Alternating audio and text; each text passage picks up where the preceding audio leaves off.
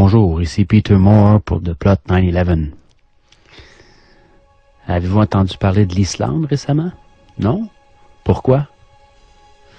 Si quelqu'un croit qu'il n'y a pas de censure actuellement, qu'il nous dise pourquoi on a tout su au sujet de ce qui se passe en Égypte, en Syrie et en Libye, et pourquoi les journaux n'ont absolument rien dit sur ce qui se passe en Islande, eh bien, écoutez bien ceci.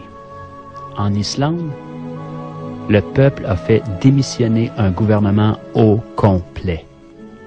Les principales banques ont été nationalisées et il a été décidé de ne pas payer la dette contractée par ces dernières auprès des banques de Grande-Bretagne et de Hollande, dette générée par leur mauvaise politique financière.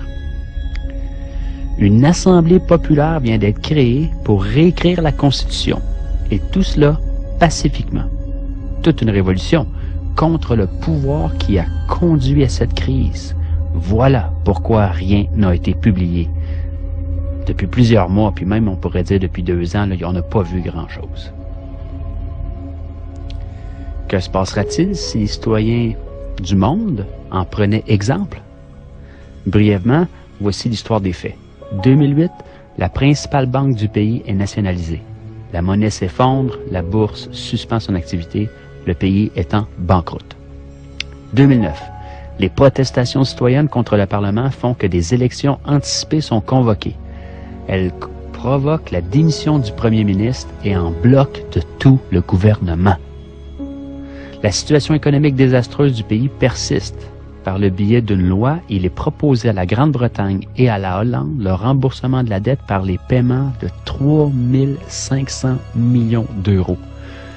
Un montant qui doit être payé mensuellement par toutes les familles islandaises pendant les 15 prochaines années à un taux d'intérêt de 5 %.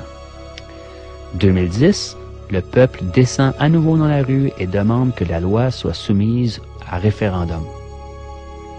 En janvier 2010, le président refuse de ratifier cette loi et annonce qu'il y aura une consultation populaire.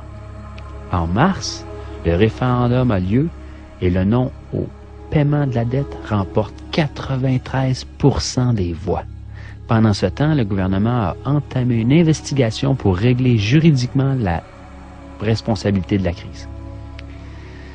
Les détentions de plusieurs banquiers et cadres supérieurs commencent. Là, je parle de prison, là. Oui, on n'est pas tous des mauviettes. Il y a des gens qui se tiennent, il y a des gens avec des colonnes vertébrales sur la terre, là. On n'en parle pas des médias, bien sûr, mais ça existe.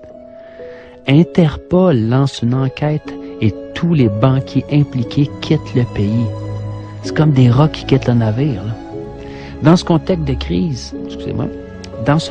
de crise, une assemblée est élue pour rédiger une nouvelle constitution qui reprend les leçons apprises de la crise et qui se substitue à l'actuelle, qui est une copie, dans le fond, de la constitution danoise.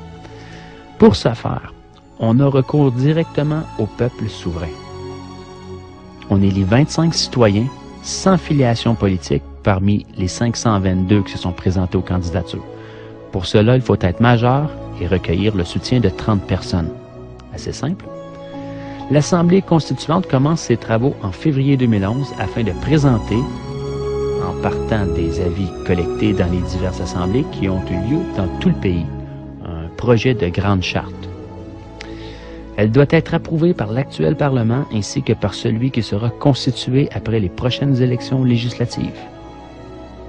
Voici en bref l'histoire de la révolution islandaise. Démission en bloc de tout un gouvernement. Nationalisation de la banque. Référendum pour que le peuple puisse se prononcer sur des décisions économiques fondamentales. Emprisonnement des responsables de la crise. Réécriture de la Constitution par les citoyens. Nous a-t-on parlé de ça dans les médias européens, canadiens, américains, japonais, dans le monde, partout? Est-ce que les médias de masse ont même touché au sujet? En a-t-on parlé dans les débats politiques, radiophoniques ou télévisés? A-t-on vu des images de ces faits à la TV? Bien sûr que non. Il y a ben trop de monde qui regarde. Le peuple islandais a su donner une leçon à tout le monde entier en affrontant le système et en donnant une leçon de démocratie au reste du monde. Les sources, c'est la liste Parti de gauche 84 par Forum civique européen.